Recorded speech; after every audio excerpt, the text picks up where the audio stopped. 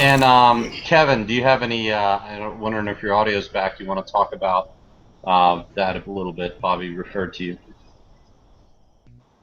Well, yeah. So when I was working with Bobby, we sort of worked the 2 days in there, and this was over the winter. And between doing 2 days and the walk run method, I was able to get up to about 125 kilometers. I think is my biggest week. So basically, it would be like a long run on the weekend that got up to maybe as high as 2 hours for me.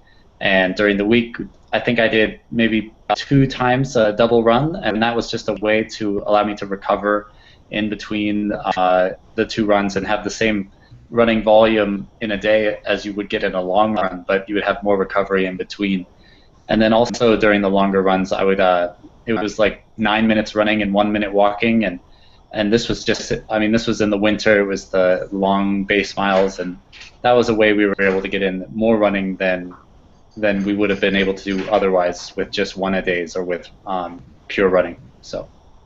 Okay. And Bobby, next question from this is actually from Kirsten Hislop.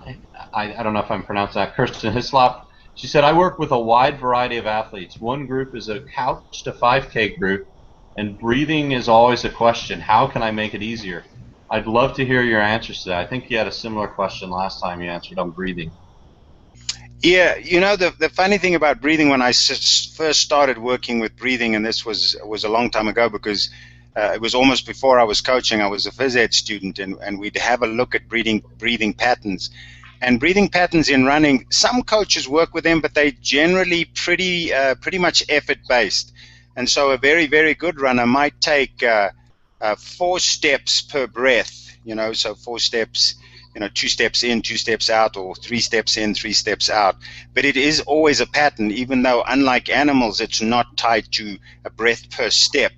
And then when you become more fatigued, you eventually get to a place called ventilatory threshold 2, where you're taking 1 step per breath, and then lactate's starting to win the battle at that stage.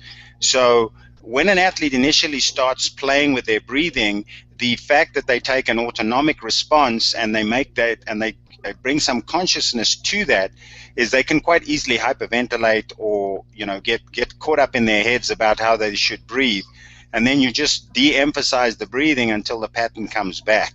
But it's also a good thing to look at, athletes. I found that this works at altitude. I don't know if they've done any research at that, but it is for athletes to concentrate on good exhalation, and also perhaps creating a little bit of pressure on exhalation.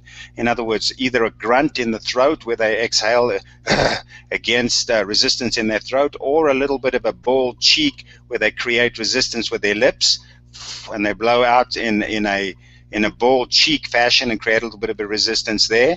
And then, of course, thinking about all the things about hyperventilation. So sometimes when people run, the heart rate goes up so quickly, they get a little bit of a panic response. And those are athletes that I'll generally have walk for a long time before they start running, so that they gain the fitness to do that. But then just having them concentrate every now and again on a nice full exhalation, and then a good inhalation after that.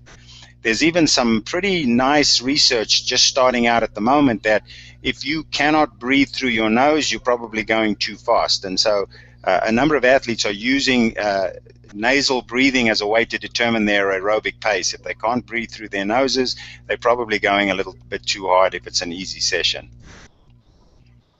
Okay.